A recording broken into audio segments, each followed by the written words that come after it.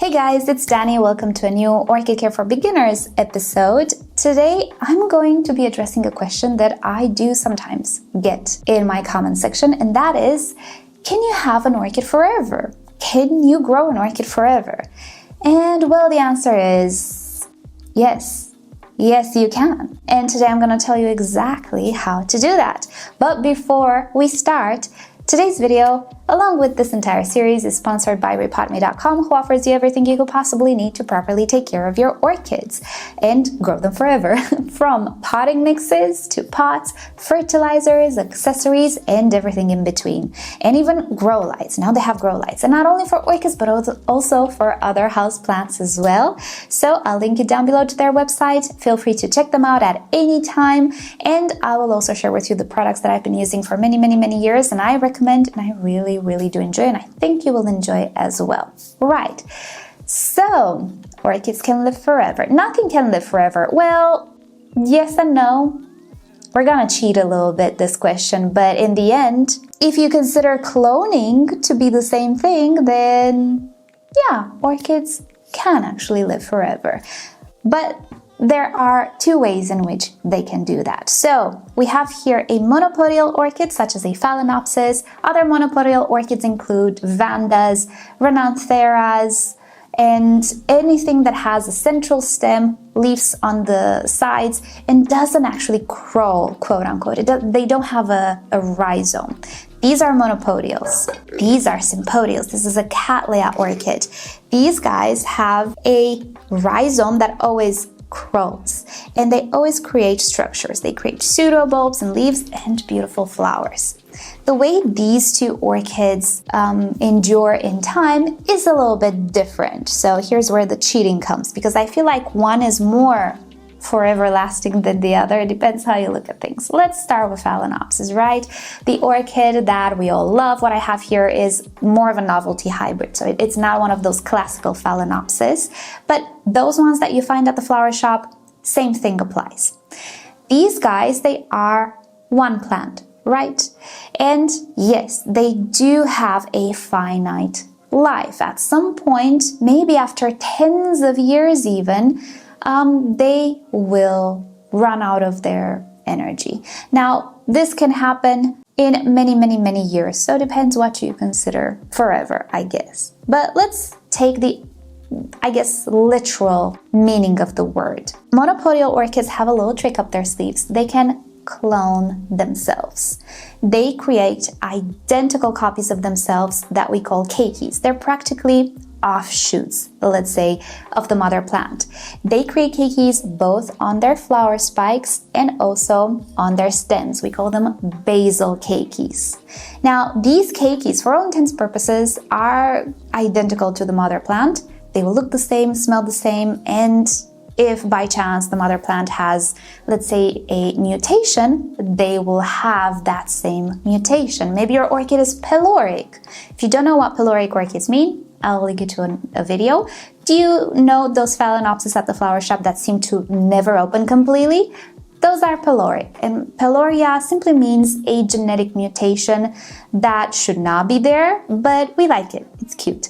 So that genetic mutation can persist with a keiki because it's basically a clone of the plant. So if you think about it like that, it's like having the orchid, let's say an older orchid, make a new version of itself. So if the older orchid lives 20 years and it has a new version of itself in a young form that will live again for 20 years, and then that keiki produces another clone, another keiki, which that one will live 20 years as well, and so on and so forth. You can see how theoretically, of course, I don't know if anybody did it in practice, but theoretically, of course, they can live forever. They can live indefinitely. Now, to address a little something that I forgot initially in this video, let's talk a little bit about tissue culture, which is a method of propagation that we do in cultivation that gives us a much greater number of clones. Through tissue culture, we are literally cloning particular individuals. We are creating brand new individuals with the same genetic pool artificially and in mass. I will not refer to that type of propagation here, but more of a natural propagation type that the orchids developed absolutely by themselves. So yes, I am aware about the tissue culture cloning propagation, but I feel like this topic does not belong in today's topic. So I will just stick to the natural approach that orchids developed by themselves. And I am sure that botanical gardens that do conservation have very, very, very old orchids in this way for hundreds of years at this point. I'm sure they do. I personally don't, but I'll give you the closest example to what I'm trying to convey. Behold, this is my very, very first orchid. I received it when I was, well, I'm not going to tell you how old I was. I received it 14 years ago, 15 years ago. Goodness. So that's when I received it, but it's not this one. And it's not even a keiki of that one. It's a keiki of a keiki of that one because, well, through time, things happened. It's not that the mother plant just withered off because it reached an old age. It just happens that, I messed it up. I crown rotted it, things happened. There is a keiki with my mom. This one is a keiki of her keiki as well. Or actually, no, it's a keiki of her keiki of a keiki because I crown rotted this one when I received it. So there are a few generations of clones here, but it's the very same orchid, blooms the same, looks identical, behaves in the same way. It's a ginormous type of Phalaenopsis. Look at her. And she's very, very vigorous. Is it really the exact same individual I received? No, but for all intents and purposes, it is genetically speaking. So is it a little bit of a cheat? I don't know. It depends how you look at things. Do you think it's a cheat? I'm curious. Let me know. I don't think it's a cheat necessarily. But then again, I'm a little whimsical. So that's how things happen with monopodial orchids. We can take the offshoots, the keikis, the babies, plant them. And in this way, many of us can have pretty much the same orchid if you think about it. But genetically speaking, yes, they will be the same orchid living for forever if nothing happens to the keikis. Now, when it comes to sympodials, things are a little bit different. They're a little bit more direct, I would say. Because of this distinct pattern of growth that sympodials have, which pretty much always involves development and growing of this plant, we can actually take sections or divisions of these plants, separate them, and transform them into their own individuals. Are they a clone of the same plant? Yes.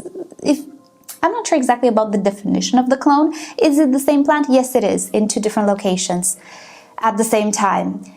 It's like an electron. It's the same orchid in two different places at the same time, simply because we cut it in two. And these types of orchids, they can live like this for a long, long, long time. I don't recall ever reading anywhere that these divisions have a finite life.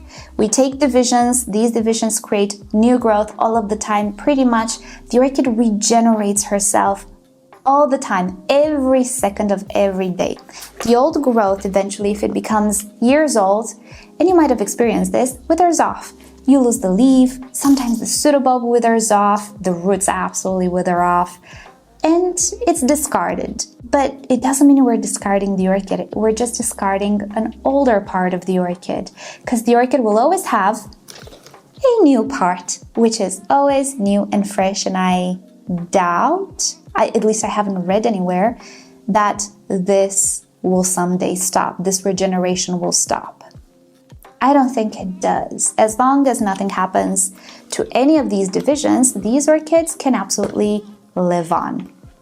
And if you think about it, all of us might have divisions of some of the same plants that have been around in cultivation for tens of years, maybe 100 years, and they're division of one original plant, but pretty much we have all the same plant, right? So again, since I personally didn't read anything about this, even sympodials like coming to an end, like all of the divisions, it's even like, I'm sorry to make a tangent, but think about it. We have this cattleya, let's say she's 100 years old. I'm taking a fresh division out of it. And it's, you know, it reached its limit. It's 100 years old. It's gonna die. So I just took that division. It just started to put out roots. But oh wait, time to die because like the mother plant is 100 years old. I don't know if that's how it goes. And I don't know if at some point it will run out of energy to even put out new growths that we can divide. Because there's always a new leaf, there's always a new root system, there's always a new pseudobulb, perfectly healthy and ready to live. So, returning to my original thought, because I've never read anything about sympodials just dying off like at a queue, all of them in the world, I don't think it is the case. But if you know more about it, if you read some or something, let me know in a comment. I'm really curious to know, but I haven't heard of any of that thing happening. So theoretically, sympodials can actually live forever through their divisions, and I think it's less of a cheat, maybe, than phalaenopsis, than keikis on sympodials or offshoots on monopodials. Sorry. I don't know. It really depends how you look at things and how you see, let's say, original plants. If this is an original plant and I make a division of it and it's identical, are they both original plants? Which is the actual original? Because maybe this one came from a mother plant that was created from seed 100 years ago. I don't even know. I don't even know when this hybrid was created. It doesn't actually say on the tag. But yeah, what if this is actually a division of an original? You don't know. Does it actually make it a not original? It's a very interesting debate, a very interesting way to think about it, but as I was saying, I'm a little whimsical and I like to think that orchids do live forever through their adaptations, because it's just hard for me to separate like in the case of monopodials maybe it's easy, but in the case of sympodials it's hard to separate where is the mother plant, where is the original, do I not have an original, is it a cheat? It's not. I don't think it is. I think this is as much as an original as maybe the mother plant that initially gave this division. P.S. I don't know if this was a seedling or a division. I purchased it as a mature orchid, and many of the times nurseries actually offer divisions for sale. But I'm not 100% sure that this is a division. It's just an example that I'm giving. Right, so since this is such a, I guess, special, unique way of thinking about it, because orchids have this unique way of growing, let me know what are your thoughts in the comments section.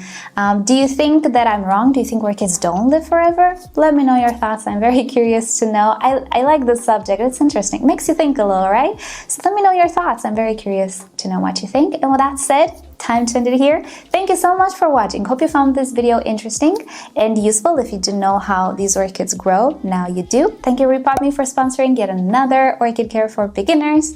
And with that said, I will see you all next time. Bye!